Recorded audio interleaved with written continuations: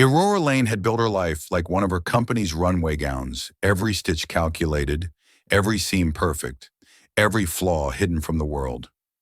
At just 29, she was the youngest CEO in the history of Lane Couture, a fashion empire worn by stars and whispered about in glossy magazine spreads. And in 2 weeks, she was set to marry Nathaniel Price, the charming heir to a hotel fortune. The morning began like any other. She stood in her penthouse bedroom, sunlight spilling across a silk wedding dress displayed in the corner. Her assistant chattered about photographers, floral arrangements, and final fittings. Aurora nodded absently, staring at her reflection in the mirror, a reflection that lately had seemed different. The knock on her door was sharp, impatient. Her father's personal aide stood there, holding an envelope like it was dangerous to touch. "Your father wants to see you. Now." Aurora frowned. At this hour? Minutes later, she stepped into the top-floor office of Lane Tower. Her father, Charles Lane, sat behind his massive mahogany desk, a man carved from discipline and cold ambition. The walls, lined with framed magazine covers of Aurora's face, suddenly felt like a jury staring down at her. Without a word, he slid a sheet of paper across the desk. Aurora's heart lurched. It was a medical report, her medical report, and in bold letters, it confirmed what she hadn't yet told anyone: she was pregnant. She swallowed hard. I was going to— "Don't," he cut in, voice like ice. "Don't bother explaining. You've managed to humiliate this family in ways I didn't think possible." Her hands trembled. "Father, please." "And the worst part," he said, leaning forward, "is that I don't even know who the father is." "Do you?" Aurora felt the sting in her chest, her breath catching. It doesn't matter," he snapped. "You've destroyed the company's image. Investors are already calling. The wedding is over, and as of this moment, so is your position as CEO." For a second, she didn't understand the words. It felt like the air had been punched out of her. "You can't, I can." "And I have," he said, turning to his phone as if she'd already left. "Security will escort you out." Aurora stood there numb. Just an hour ago, she had been the woman everyone envied, rich, respected, admired. Now she was just a scandal, in heels, and she had no idea where she was going to go next. The city had never felt so big or so cold. Hours later, Aurora Lane stepped out of Lane Tower for the last time, not through the glass revolving doors she'd entered 1,000 times, with cameras flashing, but through the back exit, the one reserved for staff and deliveries. Security had insisted. She didn't argue. Now she walked aimlessly through the streets, her designer gown clinging to her from the rain, her heels clicking against the wet pavement. She didn't even know where she was going. She only knew she couldn't go home. Her penthouse was in the company's name, and by now the locks were probably already changed. The storm wasn't polite. It wasn't the kind of gentle drizzle you see in romantic movies. It was a downpour that blurred streetlights into streaks of gold and made the air smell of metal and asphalt. Aurora pulled her coat tighter, but the wind still cut through her like glass. She reached for her phone, hoping for something: a call, a message, a lifeline. The screen was black, dead. She had no charger, no cash, just a leather clutch holding a lipstick, a folded wedding vow she would never read aloud, and a woman who suddenly didn't know who she was anymore. Her fingers hovered over the last number she dialed earlier that day: Nathaniel, her fiancé, the man who told her he'd stand by her no matter what. She pressed the call button. It rang once, twice, and then clicked to voicemail. She tried again and again. Each unanswered call felt heavier, like someone tightening invisible chains around her chest. Lightning split the sky. A cab splashed water across the sidewalk, drenching her gown even more. A group of strangers passed her, their laughter echoing the kind of easy joy that felt cruel when your own world was collapsing. She kept walking, past neon diner signs and shuttered storefronts, until her legs ached. The storm showed no mercy. Somewhere between exhaustion and disbelief, Aurora realized the truth. She was utterly, completely alone. By the time Aurora turned onto the narrow street, her body was running on nothing but stubbornness. Her gown clung heavy to her skin, each step a fight against the cold. The only light came from a flickering street lamp in a squat brick building with a faded sign, East Side Community Center. The place looked closed, windows dark, door propped open, just a crack. She didn't even think about going inside. She just needed somewhere to sit, somewhere not under the sky's punishment. She sank onto the curb, her head falling forward, breath shallow. Her pulse roared in her ears. The baby shifted inside her, a small, silent reminder she wasn't just fighting for herself. The door creaked. Footsteps. "Hey!" Aurora blinked up through the rain.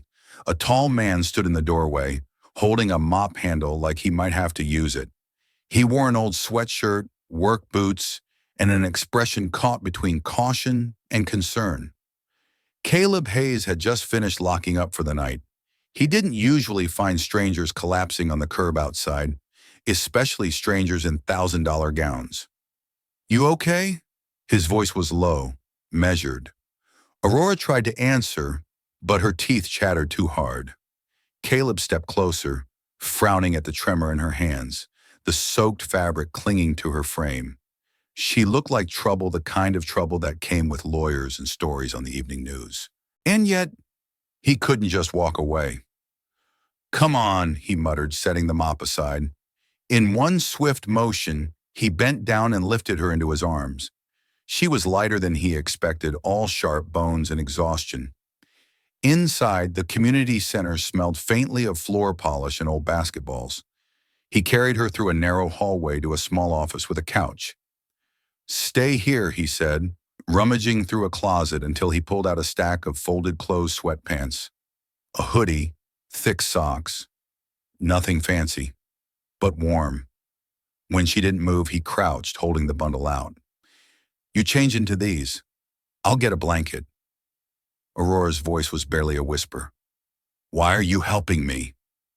Caleb didn't look at her for long. "Because you need it. That's all." Minutes later, she was wrapped in a worn fleece blanket, curled on the couch, listening to the hum of the old heater. For the first time all night, the rain sounded far away. The storm hadn't let up by the time Caleb finished locking the last door of the community center. Aurora sat on the couch, dry now but still pale, her damp hair curling at the ends. She looked smaller without the dripping gown, just a woman in borrowed sweatpants and someone else's hoodie, clutching a blanket like armor. "You can't stay down here," Caleb said, grabbing his keys. "I've got a place upstairs. It's not much, but it's warmer than this."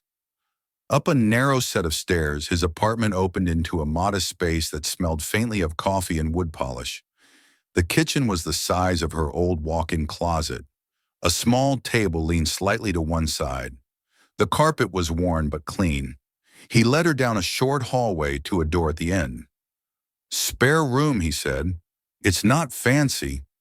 When she stepped inside, Aurora felt the jolt of contrast. The walls were a dull cream, paint peeling in corners. The bed sagged slightly in the middle, and the only decoration was a single bookshelf filled with mismatched novels. A thin curtain fluttered in the breeze from a cracked window. She lowered herself onto the mattress, which groaned under her weight. It was far from the Egyptian cotton and memory foam she'd once taken for granted.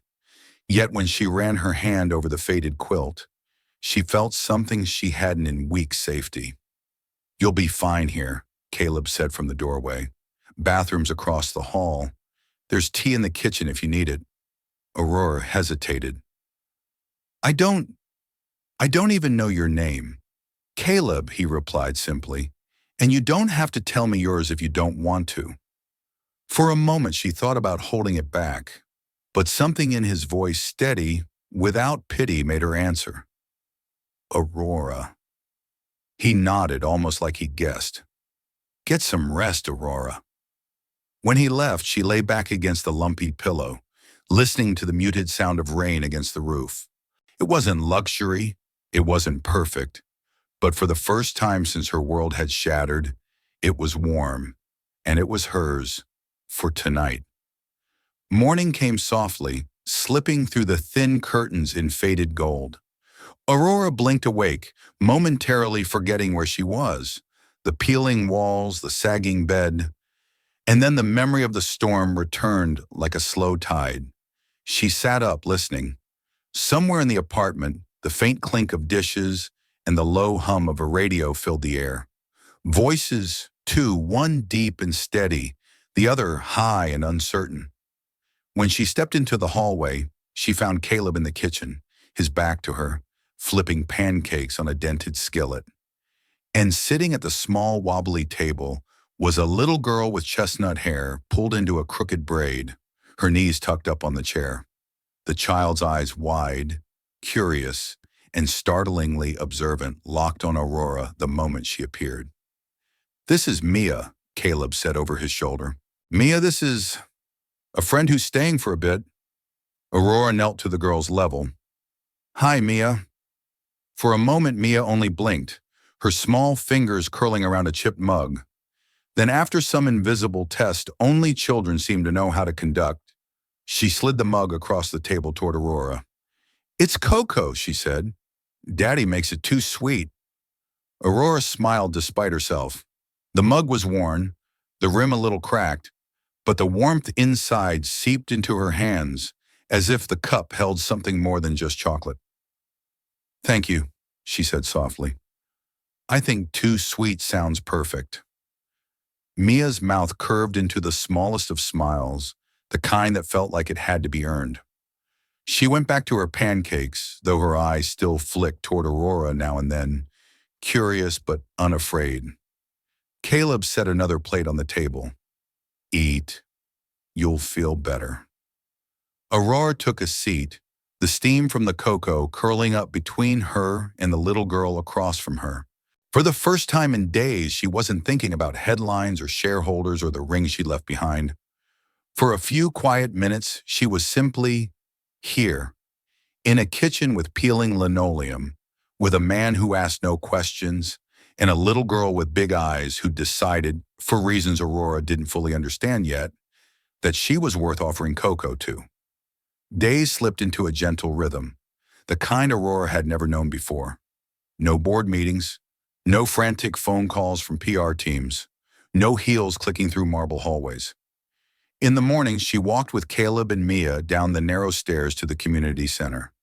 Caleb mopped the gym floor, fixed loose window latches, and replaced flickering bulbs. Aurora started helping without being asked, stacking chairs, wiping tables, even sweeping, though she held the broom like it was something she'd never seen before. At first, Caleb watched her with mild amusement. But as the days went on, he stopped saying anything. She worked quietly, never complaining, never asking for a shortcut. In the afternoon, she found herself drawn to the small art room at the back of the building, where Mia and a handful of other children sat at paint-stained tables, shaping clay and sketching with stubby crayons. The program director, an older woman named Mrs. Rhodes, handed Aurora a box of colored pencils one day. "If you're just going to stand there," she said, "you might as well help." Aurora sat beside a boy who was trying to draw a spaceship, her hands guiding his in the simplest of lines. She'd never considered herself good with children, but here, nobody cared about perfection. The air smelled faintly of tempera paint and glue, and it felt safe. One afternoon, as she leaned over to pick up a dropped pencil, a sudden flutter rippled through her belly. She froze. It wasn't just a twinge, it was unmistakable. The baby had kicked. Her hand instinctively pressed against the spot, and a strange mix of fear and wonder tightened her throat. She hadn't told anyone yet, not even Caleb. For weeks, the pregnancy had felt like a shadow following her. Now it felt real, present, alive. That evening, walking back upstairs with Mia's small hand in hers, Aurora realized something. For the first time since she lost her title, she didn't feel invisible. She wasn't Aurora Lane, CEO here. She wasn't the scandal. She was simply someone who showed up, who helped, who mattered. And maybe that was enough. It happened on an ordinary Thursday afternoon, the kind where the rain pressed gently against the windows, and the community center smelled of fresh coffee from the vending machine. Aurora had just finished helping Mrs. Rhodes pack up art supplies when she heard voices drifting from the hallway. Two women stood near the coat rack, talking in the low conspiratorial way people do when they think no one is listening. "Shame what happened to him," one said. "Used to be some big accountant or something. Six-figure salary, corner office downtown." "Yeah, until that scandal," the other replied. "Fraud," they said. "Embezzlement. Company nearly went under. He took the fall, and poof, career gone. Now he's pushing a mop." Aurora's fingers tightened around the box she was holding. "Caleb?" The first woman shrugged. "Who knows if it's even true? He doesn't talk about it. Ever." By the time Aurora stepped into the hallway, they were gone, leaving only the faint scent of rain-damp coats and something heavier, something that sat in her chest. That evening, she watched Caleb from across the gym as he fixed a loose basketball hoop, his shoulders steady, his expression unreadable. She wanted to ask, "Is it true?" But the words stuck in her throat. Because if it was, then the man who had taken her in, without asking a single question about her own mess, had been carrying a quiet ruin of his own, and he had never once defended himself. The apartment was quiet except for the hum of the old refrigerator. Aurora had been drifting in and out of sleep when a faint clatter from downstairs pulled her fully awake. She sat up, listening. The floor creaked under careful footsteps. Then came the metallic sound of tools being shuffled. Curious and a little concerned, she slipped on her borrowed hoodie and padded down the narrow stairs. The community center's front door was propped open to the cool night air. In the glow of a single utility lamp, Caleb was crouched beside a large, ancient-looking heater in the building's lobby. Beside him stood an elderly woman in a faded housecoat, her thin hands rubbing together for warmth. "You really didn't have to come this late," she said. Caleb shook his head without looking up from his work. "You'd be freezing by morning if I didn't. And you know I can't let that happen, Mrs. K." Aurora leaned against the doorway, watching as he adjusted wires and tightened screws with a quiet precision. There was no audience here, no one to praise him, just a man making sure an old woman's apartment upstairs wouldn't turn into an icebox before sunrise. The heater sputtered, coughed, and finally gave a low, steady hum. Mrs. K smiled, relief softening her face. "You're a good man, Caleb Hayes. Don't let anyone tell you different." He only shrugged, gathering his tools. "Get some rest." When she was gone, Caleb caught sight of Aurora in the doorway. For a second, something like embarrassment flickered in his eyes. "Couldn't sleep?" "I heard noise," she said softly. "Didn't know you did things like this." He wiped his hands on a rag, shrugging again as if it were nothing. "People need help. You help." There was no pride in his voice, no self-congratulation, only simple truth. And in that moment, Aurora realized the gossip she'd overheard about him was missing something. Whatever had happened in his past, it hadn't taken away the part of him that still quietly showed up when it mattered. It was a gray afternoon, the kind where the clouds felt heavy enough to press the city flat. Aurora was stacking chairs in the community center's art room when the sound of polished shoes on linoleum made her freeze. Two men in dark suits stood in the doorway, their presence like a shadow that didn't belong here. "Ms. Lane," one said, his tone clipped. "We're here on behalf of Lane Couture's board of directors. Your father asked us to deliver these." He handed her a sleek leather folder. Even before she opened it, she could feel the weight of it, the cold, calculated kind that came from corporate lawyers.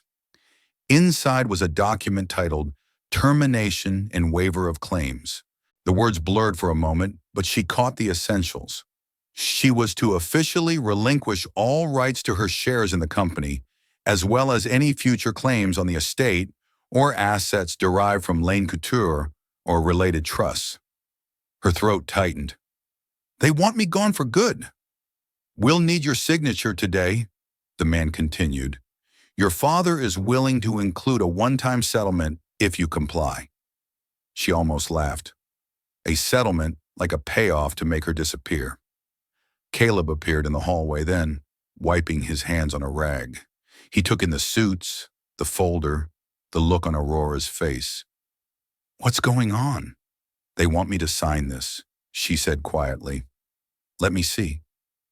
He flipped through the pages with the same careful focus she'd seen him use on a broken heater. His brow furrowed. Then he tapped one paragraph buried deep in the legal jargon. You see this? He asked. Aurora leaned closer. This clause, Caleb said, isn't just about you. It says heirs and descendants. That means your child. If you sign, you're giving up not just your rights, but theirs. Permanently. Aurora's stomach dropped. She hadn't thought that far ahead. The lawyer cleared his throat. It's standard language. No, Caleb cut in, his voice sharp enough to make the man step back. It's deliberate, and it's predatory. Aurora closed the folder. I'm not signing. The suits exchanged a look irritation thinly veiled as professionalism. We'll inform your father.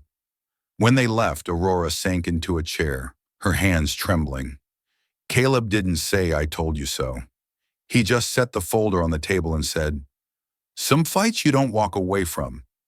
She knew then this wasn't just about her anymore. The rain had returned, a thin, steady curtain tapping against the community center windows. Aurora was helping Mia sort colored pencils in the art room when the sound of a car engine idling outside made her glance up.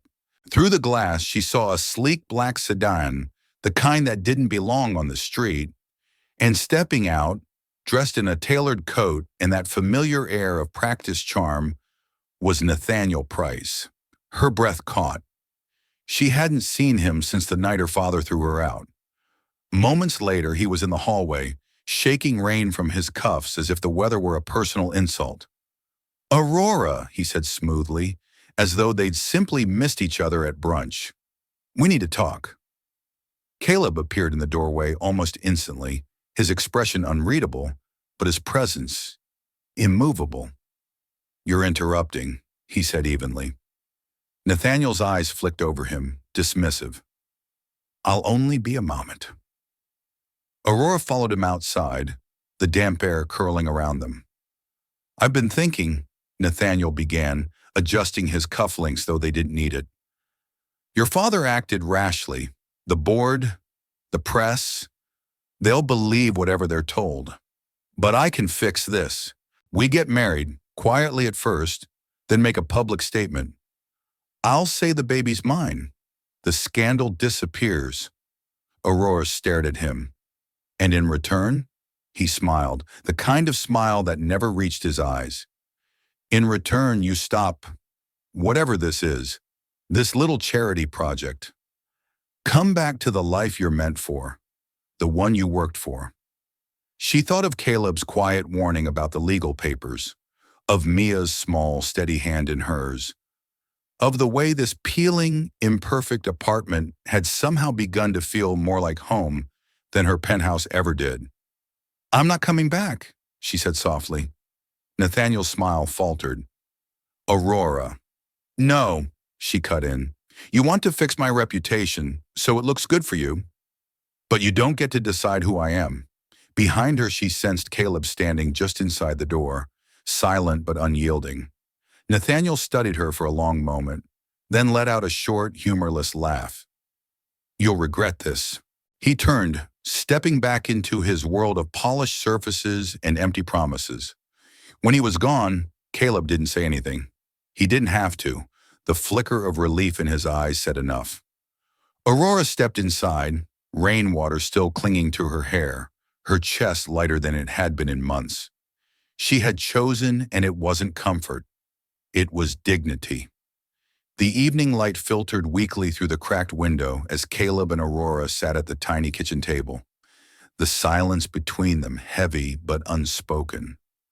Aurora had noticed the way Caleb avoided her questions about his past, a tight-lipped refusal to open old wounds. But tonight, something in her eyes, quiet, patient, unjudging, made him finally speak. "I wasn't always this," Caleb gestured around the modest apartment. "Janitor." Aurora leaned forward, listening. "Years ago," he began, voice low, "I was the head accountant for Lane Kuchar.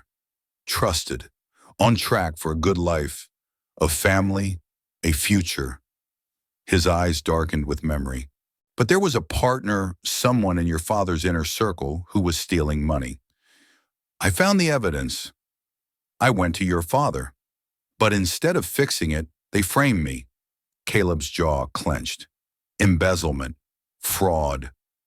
The company nearly collapsed. I was the scapegoat. Aurora felt her chest tighten.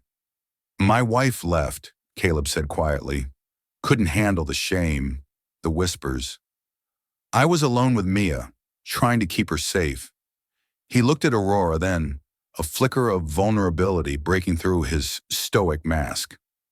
"So I took the job no one else wanted, janitor. It wasn't about pride. It was about survival." Aurora reached out, her hand trembling slightly, and placed it over his. "You're not alone anymore," she said softly. "Not with me." For the first time, the walls between them cracked, and something like hope seeped in. The morning sun spilled through the cracked window, casting long shadows over scattered papers and open laptops that now crowded Caleb's tiny kitchen table. Aurora and Caleb sat side by side, their heads bent together over a growing pile of documents, emails, financial reports, and hidden contracts that hinted at the truth buried beneath years of deception. Her knowledge of the fashion industry's inner workings, combined with his firsthand experience in the company's accounting, was proving a powerful mix. "Look at this," Aurora said, tapping a spreadsheet. "This expense report doesn't add up. These repairs were never done. This money disappeared into someone's pocket." Caleb nodded, eyes sharp despite the exhaustion in his frame. "And this email chain, your father's partner covering his tracks with fake invoices. He's the real culprit. Their work was slow, painstaking, but every detail they uncovered was a small victory, a piece of the puzzle finally clicking into place." Mia, perched on the floor with a crayon and a half-finished drawing, watched them with wide eyes. "You two are like detectives," she whispered, offering a thumbs up. Aurora smiled, ruffling the girl's hair. "We are, Mia, and you're our best secret weapon." The little girl giggled, her bright spirit alight in the room's worn corners. For the first time in a long time, Aurora felt a surge of something she hadn't dared hope for, not just revenge, but justice. And maybe, just maybe, a new beginning. The grand conference room was colder than Aurora remembered. Long polished tables gleamed under harsh fluorescent lights. Around it sat the board of directors' faces she once respected, now hardened by suspicion. Her father, Charles Lane, presided at the head, his jaw clenched, eyes flicking between his daughter and the mountain of evidence laid before them. Aurora stepped forward, her voice steady but filled with the weight of months spent fighting in the shadows. "This isn't just about me. It's about the man who betrayed this company and all of us." Caleb stood beside her, holding a folder thick with documents, emails, and financial records meticulously gathered. Charles's expression shifted first to confusion, then to dawning horror. "All this time," he muttered, voice cracking, "I trusted him. The corrupt partner once, a trusted ally, sat silently, his confident mask slipping." The board's whispers grew louder. Legal counsel confirmed the evidence was irrefutable. The partner's embezzlement was laid bare for all to see.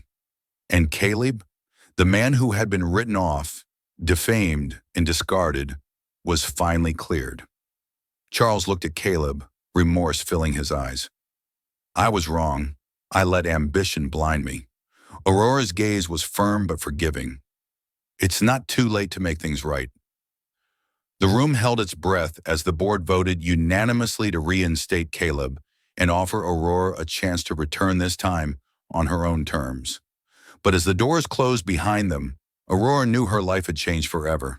Not because of a title or a name, but because she had chosen to fight for the truth. The morning sun warmed the city with gentle promise as Aurora stood outside the Nest, a small boutique painted soft pastels, its windows filled with delicate maternity clothes and handcrafted baby items. She hadn't taken back the CEO title. That world, the one of polished floors and cold suits, no longer felt like hers. Instead, she built something new, a place where single parents like herself could find more than clothes. They could find dignity, support, and hope. Inside, the boutique buzzed softly with quiet laughter and whispered conversations. Mothers browsed through racks designed with care. Fathers held toddlers close, and the scent of fresh flowers mingled with warm coffee. Not far away, Caleb stood beneath the fading paint of the community center's entrance, his hands busy with a paintbrush and hammer. The place where Aurora had found shelter and where Mia's laughter filled the halls was being reborn under his care. His janitor's uniform was gone, replaced by a simple polo and jeans. He was the heart of the center, no organizing programs, planning events, and making sure the building wasn't just a place, but a home. Mia ran up to Aurora, holding a small drawing. Look, I made this for the shop. Aurora smiled, kneeling to hug her. It's perfect. Caleb joined them, his eyes meeting Aurora's with quiet pride. They weren't living a fairy tale. There were still hard days ahead, struggles no one could predict. But they had something far rarer, a family built not by chance or name, but by choice. And for Aurora Lane, that was everything. The sun dipped low, painting the sky with soft shades of orange and pink. Aurora stood at the edge of a wide field, wildflowers dancing in the gentle breeze. Her hand rested lightly on the curve of her belly, now unmistakably round, a quiet testament to the life growing inside her. Ahead, Mia ran freely, her laughter ringing like a bell through the warm air. She chased butterflies and tossed petals into the wind, a child unburdened by fear or past mistakes. Caleb stood beside Aurora, shoulders relaxed, eyes watching Mia with a gentle protectiveness that spoke louder than words. Aurora breathed deeply, the scent of earth and flowers filling her lungs. This wasn't the life she had planned in glossy magazines or corporate boardrooms. It wasn't a life of luxury or easy answers. But it was real. It was hers. And more than that, it was chosen. By her. By Caleb. By Mia. A family forged not by fortune, but by courage, kindness, and the quiet strength to begin again. The future was uncertain, but for the first time in a long time, Aurora smiled without hesitation. This was home,